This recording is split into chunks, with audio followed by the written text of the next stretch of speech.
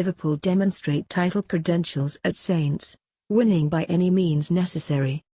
Southampton, England. Jurgen Klopp told us not to worry about Mohamed Salah. A full 55 days after his 49th league goal for Liverpool, Salah scored his 50th to turn what had looked like a nervous, near-title challenge-ending draw with Southampton into a 3-1 victory Friday that will put them on top of the Premier League for at least another 9 days. Salah had looked jittery all night. Nothing he seemed to try was quite right, passes a little off, stumbling here and there, the ball seemingly caught under his feet all the time. Just as he has in the past few games, he looked desperate to score, frantically attempting to end his poor run of form, as a consequence trying too hard in fact, which isn't just a glib football phrase, it actually has roots in psychology, to the detriment of his general performance.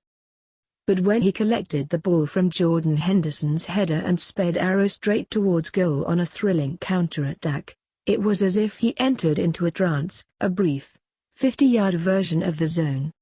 He had passing options, and had he missed, the rest of the team might have left him to walk home afterwards. He was never going to miss, though. As the whole world briefly paused, he picked his spot in the corner, and just as the planet began spinning on its axis once more, the ball had been passed into the corner of the net. Tension broken, with Liverpool on their way to their most crucial win since the last one. Liverpool picked up their most crucial win yet in their visit to Southampton on Friday.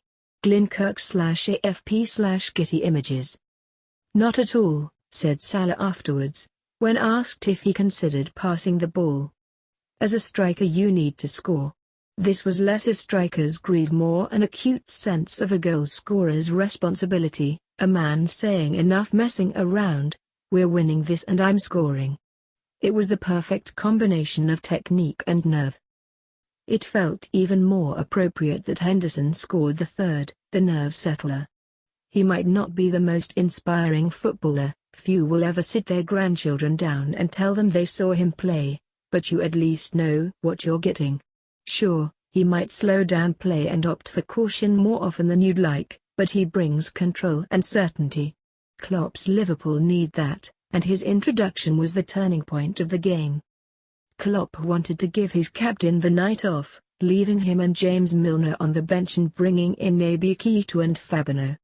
But at the point when desperation might have set in, as yet another attack broke down and Southampton strolled once again through a wispy Liverpool midfield, on he came.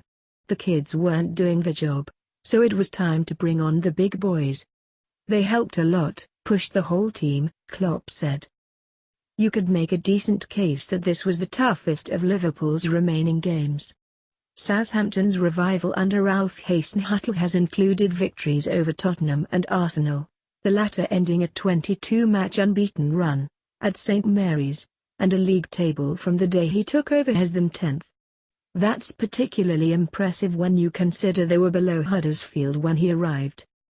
We were analysing them before the game, Klopp said, before dropping his head and making a mournful noise, as if he'd been told to break through a brick wall with a toothpick. We knew it would be tough, tough, tough.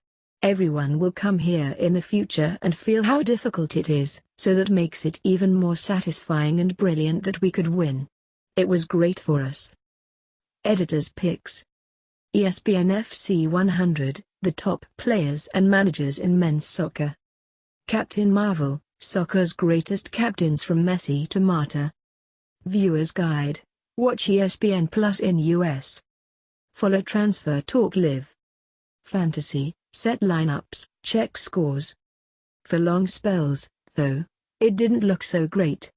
At times Liverpool seemed to be suffering from a strange combination of low confidence and over-elaboration, as if they were trying to pass, trick and flick their way back into form. For all of the first half and a good chunk of the second, it didn't work. More to the point, it isn't really them, certainly in the second half of the season. Their strength has been doing the simple things brilliantly, like converting crosses and, as in this game, brilliant counterattacks.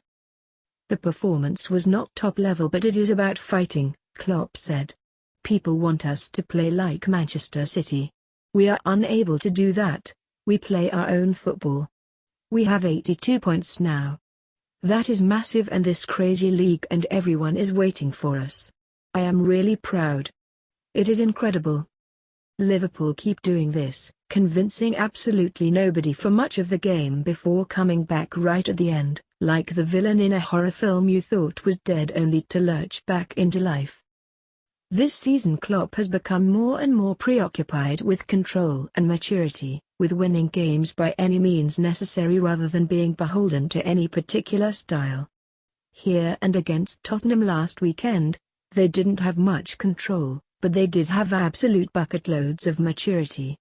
If they win their first title in a generation, nobody will care much about the process, only the result. In the end, it's brilliant, said Klopp, beaming his 100-tooth grin.